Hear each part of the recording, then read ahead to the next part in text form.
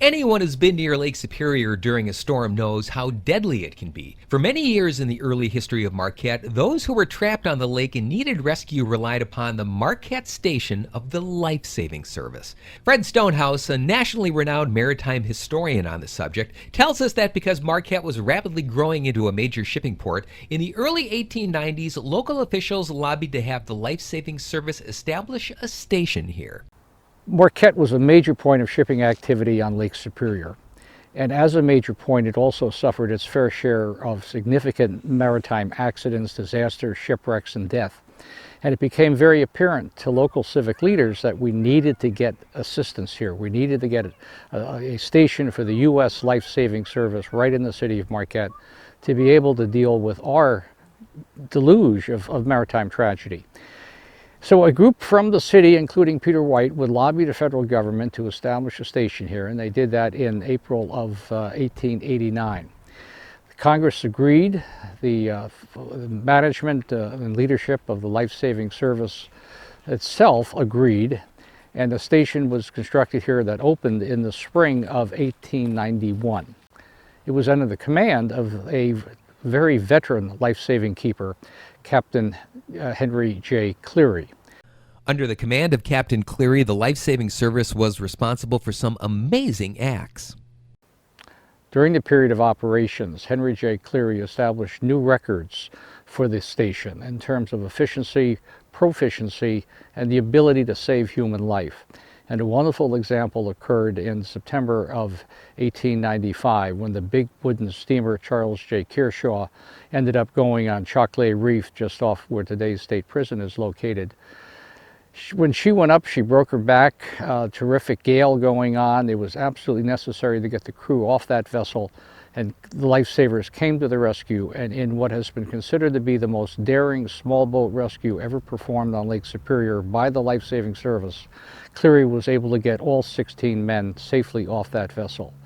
Fred says the members of the Life-Saving Service were a rare breed of individuals, not just physically, but in how they approached a dangerous job. They never knew when they would be called out. Just behind me, on the grounds of the Life-Saving Station, there would be a lookout tower that would be manned 24 hours a day. And that lifesaver in the tower had the responsibility of keeping track of all the maritime traffic within his point of view.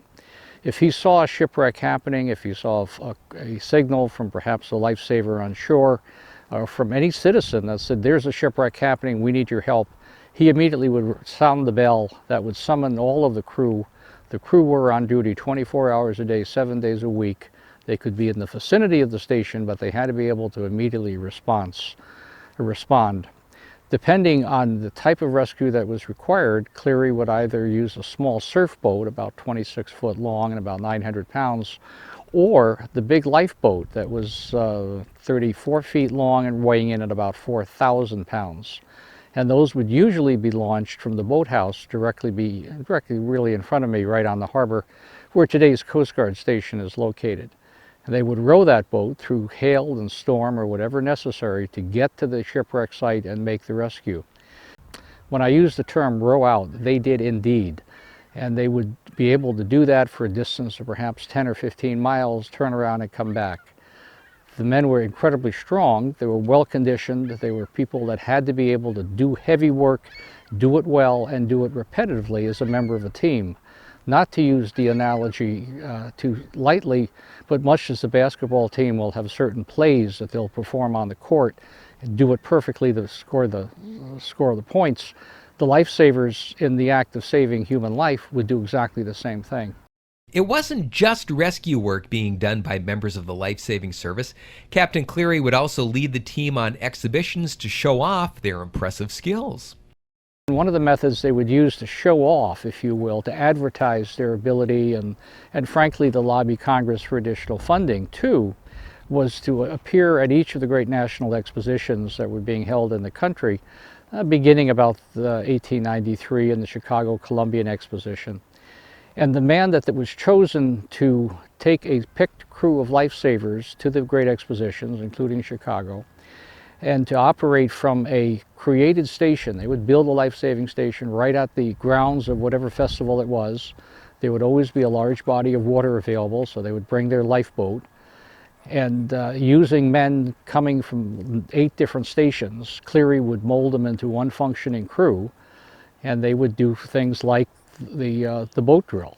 And that's the wonderful tape that Jack Dio has been able to salvage for us, where they are taking the surf boat, not the big lifeboat, but the smaller surf boat, rolling it over, and then writing it and writing it again. And it is said that in his younger days, Cleary would be able to dance across the boat and never get wet. The life-saving service was eventually folded into the Coast Guard in 1915. Captain Cleary was the only commander of the Marquette Station. And according to Fred, the legacy they left was one of unsung heroes. A lighthouse keeper had 2 jobs. Job 1, turn the light on. Job 2, turn the light off. That was it. Anything else he did was purely secondary. Whereas it was the life-saving service that had that very difficult job of putting their own lives at deep risk to save the lives of others, so others may live. The motto of the life-saving service, which was regulations say we have to go out, they say nothing about coming back. And in the Great Lakes as a whole, 44 lifesavers gave their lives in the line of duty trying to live up to that motto.